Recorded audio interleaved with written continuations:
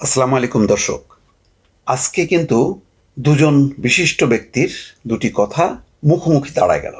একটা হলো তারেক রহমান নয়াপল্টনের যে বিশাল সমাবেশ, সেই সমাবেশে তিনি বললেন যে ডিসেম্বরের মধ্যেই নির্বাচন হতে হবে। অন্যদিকে জাপানে বসে ডক্টর মোহাম্মদ ইউনূস বললেন জুনের মধ্যেই নির্বাচন হবে। লন্ডন থেকে তারেক রহমান বলছেন ডিসেম্বরের মধ্যেই, আর জাপান থেকে ডক্টর মোহাম্মদ ইউনূস বলছেন জুনের মধ্যে। তাহলে কি দাঁড়ালো? একেবারেই বিপরীতধর্মী বক্তব্য। জুনটা যদি বিএনপি মেনে নিত তাহলে তারা বলতো, কিন্তু তারা জুন পর্যন্ত অপেক্ষা করতে চায় না। তারা বলেছে যে এর মধ্যে নানা অনাকাঙ্ক্ষিত পরিস্থিতি পরিবেশ তৈরি হবে, এবং তার কিন্তু অনেকগুলো আলামত তারা তুলে ধরেছে। বিভাজন চলছে, হুটহাট করে নানান ইস্যু নিয়ে মব তৈরি করা হচ্ছে, অনেক অশুভ শক্তি খেলাধুলা করছে, ফলে সাংবিধানিকভাবে আবার দেশ ফিরে আসুক, নির্বাচনের মাধ্যমে নির্বাচিত সরকার দেশ চালাক, এইটা অনেকে চাইছে না।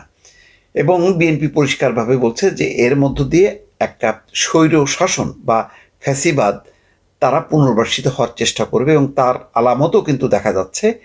যে রংপুরে হঠাৎ করে নির্বাচিত মেয়র কাউন্সিলররা বলছেন যে তাদের সেই অধিকার ফিরিয়ে দিতে হবে, অর্থাৎ তাদেরকে যে বরখাস্ত করা হয়েছিল সেটা তারা মানেন না। তো এইভাবে বিভিন্ন জায়গায় জায়গায় যদি আস্তে আস্তে শুরু হয়, অন্তর্বর্তী সরকার ঠেকাবেন কিভাবে? অন্তর্বর্তী সরকারের এখন কি আছে? পুলিশ আছে। পুলিশের উপর কি তারা কনফিডেন্ট না। সেনাবাহিনী কি ডক্টর মোহাম্মদ ইউনূস যা বলবেন সেইভাবে কি চলবে? না, চলবে না। আচ্ছা, বিএনপি কি পাশে এসে দাঁড়াবে? না, দাঁড়াবে না। এনসিপির কি সেই শক্তি সামর্থ্য আছে সরকারের রাজনৈতিক কোনো সিদ্ধান্ত বাস্তবায়নের জন্য যদি মাঠে শক্তি দরকার হয়? নেই। এটা হলো বাস্তবতা। তাহলে এই বাস্তবতায় যখন নাকি বিভিন্ন পক্ষ যখন ঘুরে দাঁড়ানোর চেষ্টা করবে, তখন কি হবে? সুতরাং আজকে যে মুখোমুখি একটা পজিশন নিয়েছে, এবং আব্দুল তুষার আজকে বলেছেন একটা সুধী সমাবেশে যে আপনারা কেউ 84-85 বছর বয়সে উপদেষ্টা হবার চিন্তা করবেন না। তার মানে বয়সটাও একটা ফ্যাক্টর। এই বয়সে মানুষ ভুল করে, অন্যদের দ্বারা প্রভাবিত হয়, অন্যের উপর নির্ভর করতে হয়, এবং অন্যরা সেটার সুযোগ নেয়। ডক্টর মোহাম্মদ ইউনূস নিঃসন্দেহে নোবেল বিজয়ী এবং অত্যন্ত জ্ঞানী মানুষ, ভালো মানুষ, কিন্তু মাহমুদুর রহমান মান্না দুটি কথা বলেছেন যে পদত্যাগ করতে চাওয়া, এই কথাটা ব্যক্ত করা ওনার ঠিক হয়নি। তারপর এই অবস্থার মধ্যে, সরকারের এই অন্তর্বর্তী অবস্থার মধ্যে করিডোরের কথা বলাটা খুবই শিশুসুলভ। তার মানে সবাই বুঝতে পারছে যে ডক্টর মোহাম্মদ ইউনূসের অনেকগুলো আচরণের কিছু অস্বাভাবিক দিক আছে। তারপরে প্রধান বিচারপতিকে তিনি ডেকেছেন, এটা নজিরবিহীন। নির্বাহী বিভাগের প্রধান কখনো প্রধান বিচারপতিকে ডাকেন না, তিনি ডেকেছেন। ডেকে কি বলেছেন? যে তিনি যে কাজগুলি করছেন এটার বৈধতা কি? এটা কি একটা রেফারেন্স নিয়ে, সুপ্রিম কোর্টের রেফারেন্স নিয়ে সরকার চলছে? মানে একটা আপৎকালীন অবস্থায় যতটুকু ন্যূনতম কিছু করার দরকার সেটাই বাঞ্ছনীয় ছিল, এবং সব রাজনৈতিক দলগুলো বলেছে নির্বাচনটা একটা ভালো নির্বাচন দেন, সব শক্তিগুলোকে একত্রিত করে, এবং সেনাবাহিনী কিন্তু প্রস্তুত ছিল। কিন্তু ডক্টর মোহাম্মদ ইউনূস কিন্তু সেই পথে হাঁটছেন না। তিনি ওই যে বাংলাদেশের প্রধান একটি রাজনৈতিক দল বিএনপির এই দাবিটাকে তিনি আমলে নিলেন না, যার জন্য আজকে তারেক রহমানের বক্তব্য আর ডক্টর মোহাম্মদ ইউনূসের বক্তব্য কিন্তু মানে একেবারে আকাশ পাতাল তফাৎ হয়ে গেল। এই কারণে যে তার মানে বিএনপির দাবিটা তিনি মানলেন না, রাখলেন না, কথাটা কোনো দাবি পূরণ করলেন না।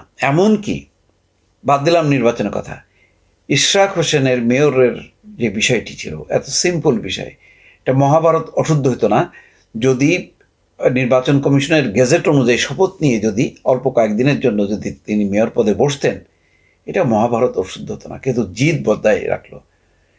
কারা বজায় রাখলো? এরা কি নিউট্রাল কোনো মানে নিরপেক্ষ কোনো শক্তি, নাকি দলীয় শক্তি? এই যে ঠেলাঠেলি ঠোকাঠুকি, এর অর্থটা কি? এখন বিপদে পড়লে কি বারবার সেই ছাত্ররা ফিরে আসবে? সেই জুলাই জুলাই আগস্টের ঘোরে আছে ডক্টর মোহাম্মদ ইউনূস, যে ছাত্ররা ইউনিভার্সিটিগুলো থেকে দলে দলে নেমে আসবে প্রাইভেট ইউনিভার্সিটি থেকে। তাই যদি হইতো তাহলে এনসিপি গঠনের পর তাদের কোনো সমাবেশে তেমন কোনো শক্তি দেখা গেছে? এই যে আওয়ামী লীগ নিষিদ্ধ যেই দাবি, সেই দাবি এনসিপি তাদের মতন করে এককভাবে করতে পেরেছে না। সেখানে জামাত এবং হেফাজত যখন আসলো তখনই মানে সয়লাভ হয়ে গেল লোকজনে। এনসিপি নিজস্ব শক্তি কোথায়? নির্বাচন কমিশনে তাদের যে পুয়ার শোডাউন, এটা অনেকে বলছেন যে এটা না করে বরং ফেসবুকে, তারা তো মূলত ফেসবুক কেন্দ্রিক, তো ওখানেই বরং ফাইট করা তাদের উচিত ছিল। সব মিলায় সামনে যে অবস্থাটা, ঈদের পর যে চাপ তৈরি হবে এবং এর মধ্যে যদি তারেক রহমান ফিরে আসেন দেশে, তাহলে যে জনজোয়ার তৈরি হবে সেটা ঠেকাতে পারবে? বিএনপির মতন দলের ইশরাক হোসেনের মেয়রের দাবিটা পূরণ হবে না, এই ন্যূনতম দাবিটা, এটা ছিল তাদের একটা টেস্ট কেস।